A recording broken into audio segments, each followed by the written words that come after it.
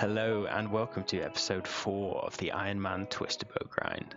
In the last episode we ended on 73 purples without a twisted bow, and we were doing mostly solos with a few 3+12s and some other scales as well. Since then I've really knuckled down and grinded harder than I have before. I think I get 4 times as many purples in this video as in the last one. And I've really been enjoying sort of max efficiency solos and more recently 3+12s as well. So I'll let the video play and I hope you guys enjoy. So kicking things straight off with purple number 74. So this was a 3+12 and it's actually the last 3+12 I did for a while as I got quite into solo regulars. So I really enjoy like speed running, and so just trying to micro optimize loads of stuff throughout the raid led me to getting quite a nice PB, and I started gathering clips for a solo Max F Cox video which you might have seen. There's a lot of tech I didn't put in the video though, so this is a method for a DHEB if you don't have a T-bow, which is damageless on head phase, but you lose 1 tick when doing this little bit here where you run from one side to the other. So you're attacking sort of 15 ticks out of 16, so it's not a huge DPS loss, and it lets you save a lot of supplies on head phase if you're ever running low. So that's something I didn't put in the vid just because it's not really max gear. This is something else I didn't put in the vid, but basically if you're rope skipping, you can drop a pot right before you cross, and you're able to pick it up again before you run to the end of the room basically. And you don't take any extra hits from doing this, so it's something that's really nice and really niche for speed running if you do happen to be rope skipping. And then one other thing you can do is, if you have this layout specifically, you can put mage spray on for this last hit, because only the mages can see you there, so it's quite a nice little optimization as well. And then there were a lot of Cox changes later in the year, and after all the metas had been figured out, I joined some friends to send a few raids, and aside from trying to dragon pickaxe spec Mutter Dial, I had a really great time and really enjoyed all the changes. And I got my second metamorphic dust, which was a surprise. You never expect to see that blue light. And then a few raids later, Yoop also got another metamorphic dust, and I got a dex, and that was our first my first sub 20 since being back with all the changes. And then a few raids later, after I'd learned all the tech and very comfortable with how the raid was going, we had an absolutely nuclear ohm, and we got a 1916 trio CM, which is something I'm really proud of actually, for not having a T-bow. I think that's a really good sign for a sub 19, which hopefully I'll be getting soon. And then Araxxor was released, which gave us the Amulet of Rancor, new best in slot. But I unfortunately went quite dry on the Fang, but I was lucky enough to get the pet along the way, which is a very nice surprise, as I don't really get many pets when all I'm doing is Cox. So very nice to get that along the way for sure. But then I was just back to grinding up the Araxxor Fang, which I then got on just over 2,300 KC. So quite a long grind, but very lucky that actually green logged Araxxor for me, so I never have to go back. So very, very nice to be done. And then I made the amulet as well, which was a really cool animation, and it's actually quite a big upgrade as well, the Rancor, so there's quite a lot of accuracy with it. A few strength bonus, so it'll be really nice for coxing and for more stuff in the future as well.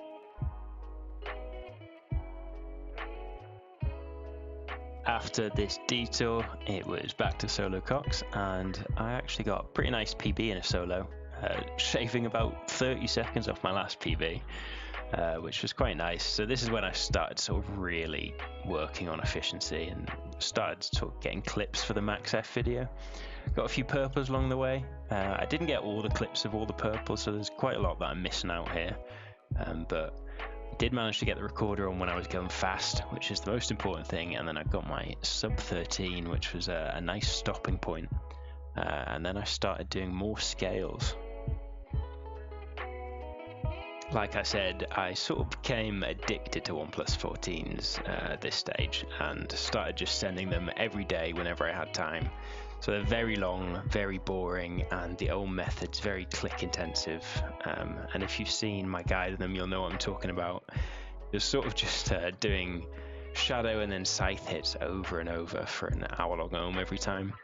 But the real pull here is just the points per hour, so it's sort of like 160,000 points per hour minimum doing these, which is just so much better than anything else I was doing. So it sort of started an obsession with doing these, and I tried to do 2 a day, and for a month it was sort of all I was doing. So I'm just going to play the clips of the loots from most of the 1+14s I did over the course of about a month.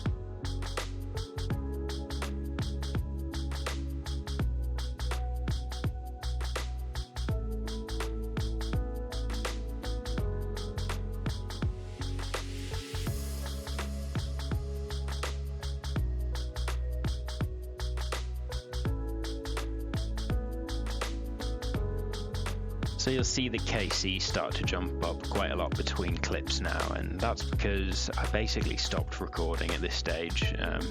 I had so many purples and it was just the same thing over and over, so I thought I'd just put my head down and keep grinding. And this DHEB was actually my 100th purple without the T-bow, and I did about 16 more purples after this until finally I got the twisted bow on my 117th purple.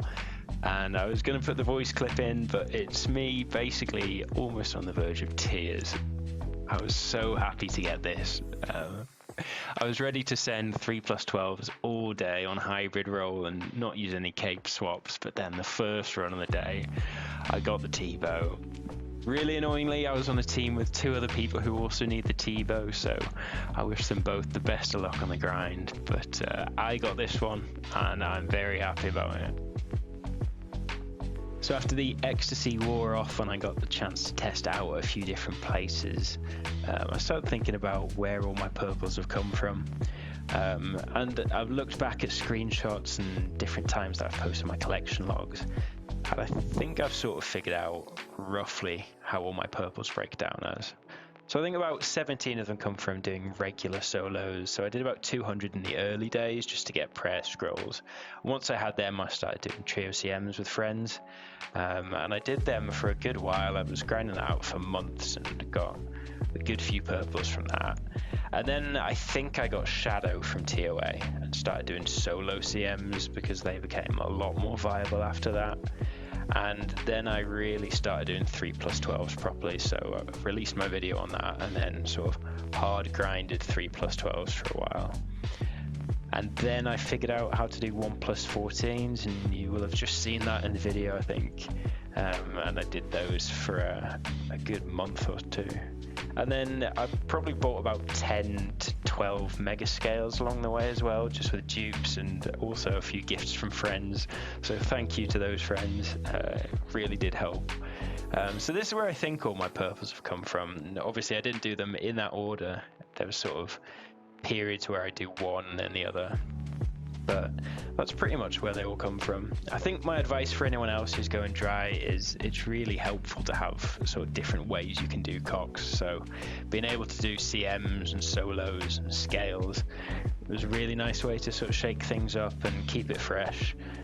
I think when you're doing a grind this long, you really do have to take it slow and be able to take breaks and then come back and do something fresh. And I think that's just a lot easier than grinding out 2,000 regular solos over the course of a few years. So yeah, I think that would be my advice, is try different things out. Give 3+12s a go, give CMs a go if you're not already. And there's plenty of ways to keep it interesting. In terms of what's next on the account, I've really got one main thing on the list, and that is getting Zarya Van Braces as soon as possible. So I'm kind of dry on those at next, so I do have everything except them though, so I can't complain. But hopefully a much nicer grind now that I've got the Twisted Bow. So that's the main item I'm missing. I also want the Ring of the Gods and the Venator Ring, which are pretty easy grinds in comparison, so they should be quite quick to knock out. And then it's really focusing on speedruns, so I've got a lot of supplies for them. So there's 11,000 black chins. I've got a few dragon darts. I would have liked to have a lot more, but I don't actually know where they've gone. I think they've gone on Vasa attempts for speedruns. And then I've got quite a lot of dragon arrows as well, so that should be plenty for what I need, and a load of amethyst as well for practicing. I've got loads of potions and loads of herbs to make new potions now after the momentous cox grind. So I'm in a pretty good position to start getting the speed runs that I want to. So I'll probably be starting with cox and CM solos. Even though I don't have Van Braces, it's not too bad actually, because I can take Missouri Mask instead. And that has the same range strength bonus and sort of fits nicely into the sort of standard 6-way range switch that you'd bring. And then I'll probably do Tob, Inferno, and anything else that I can find really. I really like speedrunning, and I just can't wait to use the Twisted Bow Tob. But that is everything for the video. I think next time I will set out some concrete speed times that I'm going to go for. And then video by video, I'll probably show you the progression towards those times with the improvements I'm making, the tech I'm using. So hopefully that's quite interesting to watch. But yeah, I'll see you next time. Thank you for watching.